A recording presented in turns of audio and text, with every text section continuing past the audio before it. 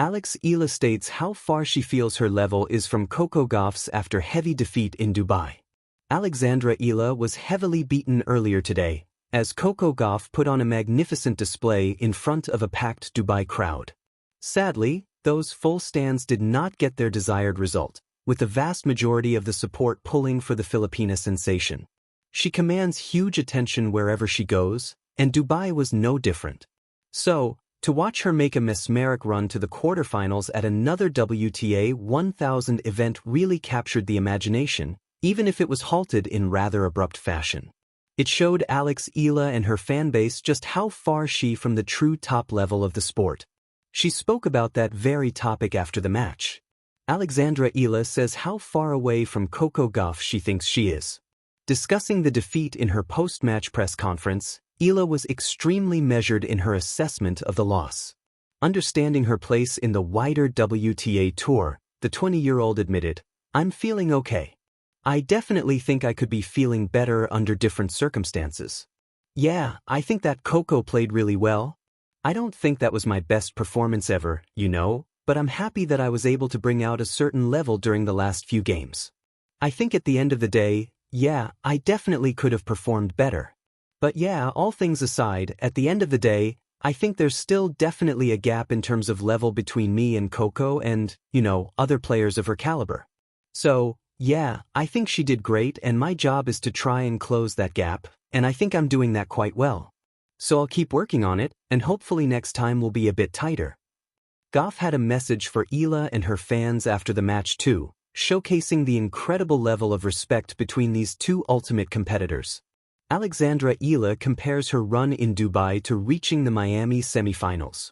This was not all Eala had to chat about in her press conference, with the 20-year-old also comparing this run in Dubai to her Miami success.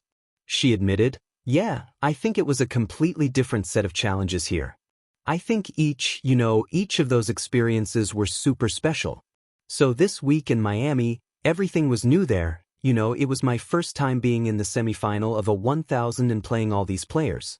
This is a new experience for me in terms of crowd, in terms of playing all the night matches. So in each circumstance, there's so many things that I can learn. So hopefully after this week I grow more as a player." Coco Gauff will now face Alina Svitolina in the semifinals of the Dubai Tennis Championships. The distance between us. A reflection by Alex Ealareflect after facing Coco Gauff in Dubai. The scoreboard in Dubai did not lie. Under the desert lights at the Dubai Tennis Championships, every point felt like a measurement. Not just of power or speed, but of distance. Distance between where I stand and where she stands. Distance between potential and proof. Between promise and polish. When I walked off the court after my heavy defeat to Coco Gauff, I did not feel anger. I felt clarity.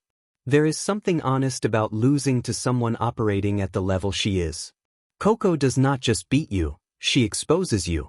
Her pace forces you into decisions half a second earlier than you are comfortable with. Her serve pins you back before the rally even begins. Her movement erases angles you thought were winners. And when you hesitate even slightly, she is already stepping inside the baseline. I felt that difference immediately. From the first game, I could sense the intensity gap. Not effort, I gave everything. But efficiency. Her aggression is controlled, mine still fluctuates. She trusts her patterns instinctively, I sometimes search for mine midpoint. That tiny pause, invisible to spectators, is enormous against someone like her. How far am I from her level? Far enough to feel it. Close enough to see it. That is the paradox. Coco plays with the certainty of someone who has been in the second week of Grand Slams, who has carried expectations of a nation, who has navigated pressure matches under lights far brighter than these. Her shots are not hopeful, they are intentional. When she changes direction down the line, it is not a gamble. It is a decision made with conviction. Against her, I realize that my game still has layers to build.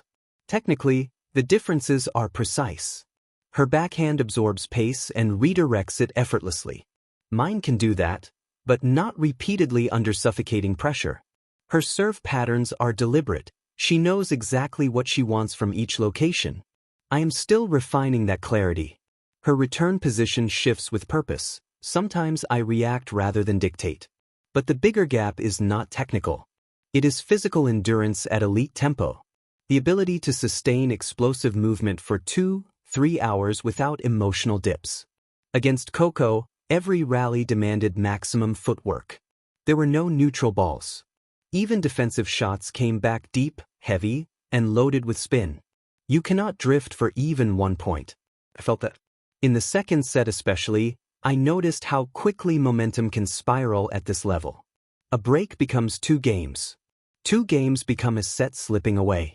She does not allow openings to linger, she closes them decisively. That killer instinct is something you either develop or get punished for lacking. And yet, despite the scoreline, I did not feel defeated in spirit. Because I saw what is required. Sometimes the most valuable matches are not the ones you win.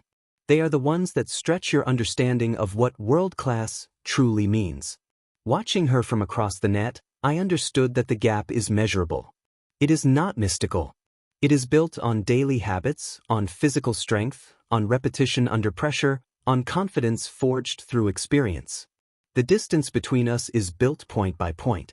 Coco's composure impressed me most. Even when she missed, there was no panic.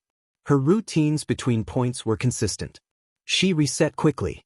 That mental steadiness is something I am learning. At my stage, emotions can still swing a little too widely. A brilliant winner followed by a rushed error. Against top-tier players, emotional volatility becomes a liability. She stays level. I am still learning how to. But I refuse to see the loss as discouragement. Instead, I see it as a blueprint. The power gap? Train smarter, build more strength. The movement gap? Sharpen first steps, refine anticipation. The tactical gap? Study patterns, increase match awareness. The mental gap? Compete more at this level until it becomes familiar. There is comfort in knowing that these are controllable factors. When I shook her hand at the net, there was respect, not just for her ranking or titles, but for the standard she represents. She is where I aspire to be.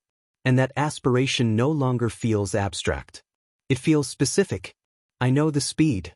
I know the weight of shot. I know the intensity. Now I must grow into it. People often see a heavy defeat and assume it means you are nowhere near.